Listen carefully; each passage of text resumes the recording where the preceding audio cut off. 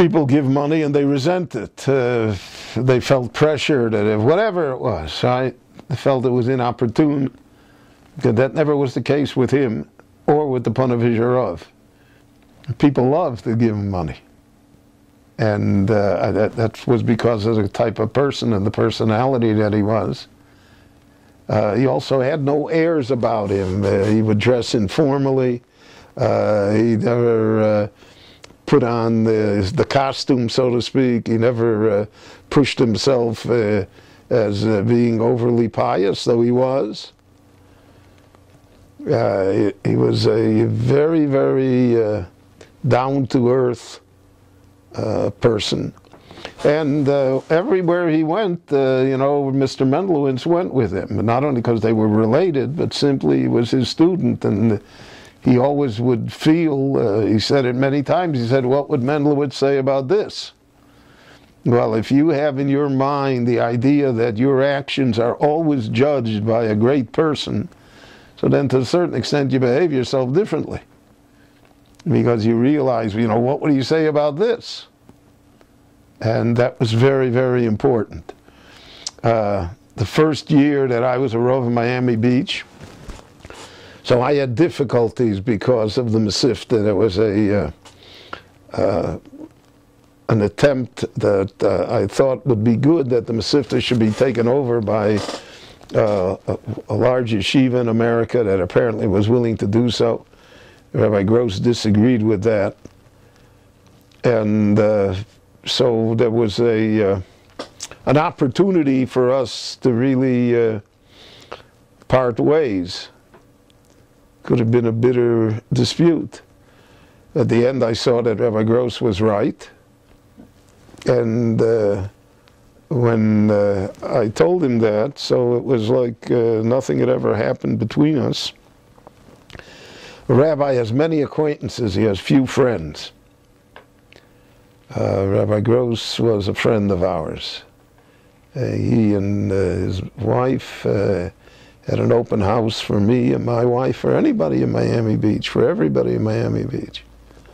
And I treasured his friendship all the years, and his advice, and again, his shrewd ability to make correct judgments on a daily basis in a very, very difficult atmosphere. No one can, restore the climate and the environment that existed in Miami Beach in the 1960s and 70s, when they really were the decades of his greatest success, so to speak. But to look back on it, it was an enormous achievement. And it's really a testimony to him as to what was accomplished and to what Miami Beach looks like today. He would go and bring matzah shmura to Chassidische Rabbeim Erev Pesach when everybody is busy. He would do a lot of things that nobody knew about, but that were part of himself. I think it was part of his background. And he had that engaging personality that made Shetei Torah Misaheves Al Yadecha, that the Torah should be beloved through you. That occurred because of him. And when he passed away, I certainly lost a very good friend, and the Jewish people lost somebody that really was an outstanding builder of Torah and a person of vision and of piety. Okay, I just want to start with the fact that since Rabbi Carmi Gross asked me to give some of my recollections of Rabbi Alexander Gross, Zecher Tzadik Livrocha, and we have a klal of Ein Mesarvin Legodel, so I couldn't tell Carmi no, and Al Tzakor Satov to Rav Gross, Zecher Tzadik Livrocha, I surely couldn't have told him no if he wasn't a Godel, so I'm here. I just want to mention some recollections I have of Rabbi Gross Zatzal, who I consider probably my Iker Rebbe, because anything that I learned after that was to his credit. Without him, I definitely wouldn't be sitting here today speaking into this lens. I remember that I was about 10 years old, and I was attending an afternoon Hebrew school in North Miami Beach, and the heads of that Hebrew school called me in and told me that they had nothing more to teach me there, and since I was serious about becoming a rabbi someday, if I didn't go to a yeshiva, it would never happen. And they suggested that I go to the Hebrew Academy in Miami, which at the time was the only day school and was the foundation of all the day schools that ever came to Miami. And I'll tell you the truth, I was scared. I didn't know what a yeshiva was. I didn't know what a day school was. I thought I'd never see my parents again. And my parents were even more scared because they heard there's a big tuition. But they took me anyway. And I remember meeting with Rabbi Gross, and he melted away all my fears. And I fell in love with him from that first meeting. He made my parents feel good and told them they shouldn't worry about the tuition, and that they're going to accept me. But since I didn't know too much, I was in 5th grade at the time, they were going to put me into a 3rd grade Hebrew class, and that really scared me. But he went with me into the classroom, spoke to the teacher, spoke to the children, and introduced me. A lot of it in Hebrew, which I had no idea what they were saying, and I only knew 2 words in Hebrew, Cain and Lo, and I picked the one I thought fit for what was going on, and everybody started laughing, so I figured I made the wrong choice.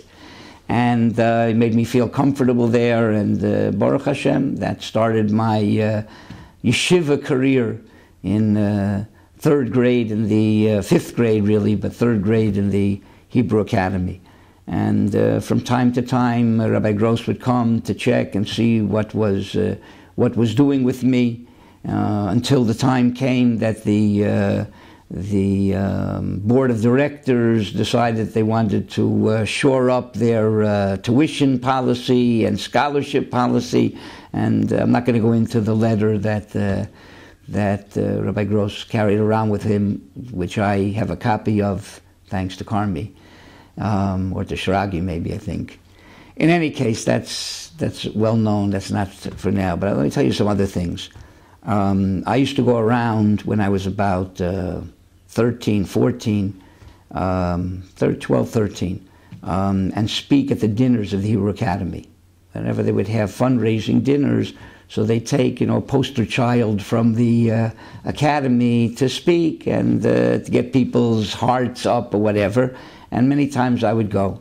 And I would go together with Rabbi Gross, and I had a chance to get to know him personally. And he always had a story to tell me, and to talk to me as if I was his peer. But I was a little kid. But the Hakaras Hatov, that I was doing something for the academy, and he wanted me to feel that I was accomplishing something. I remember that chizuk tremendously, and I think part of my ability to speak publicly came from those stints at these academy dinners. I also remember 2 things that I remember that he was watching from behind the scenes and trying to give me chizuk. Once the Ponevezher Rav came to Miami for fundraising for Ponevezher, and Rabbi Gross was very close with him. So he brought over, I was in high school at the time, he brought over the classes from the Masifta Friday night to meet the Ponevezher Rav. But beforehand he came to me and he said, "You're going to say a Dvar Torah to the Ponevezher Rav, right? And I want you not to be scared, and just stand there and tell him what you have to say," or whatever. And I remember doing that with Rabbi Gross smiling in the background, and the Ponevezher Rav, I don't know how it's Rachmanis or what, but after I finished the Dvar Torah, he gave me a big kiss and a big bracha, and it's because Rabbi Gross was there always pushing. I remember when I finished high school and I was deciding where to go afterwards, Rabbi Gross arranged, without me asking, without any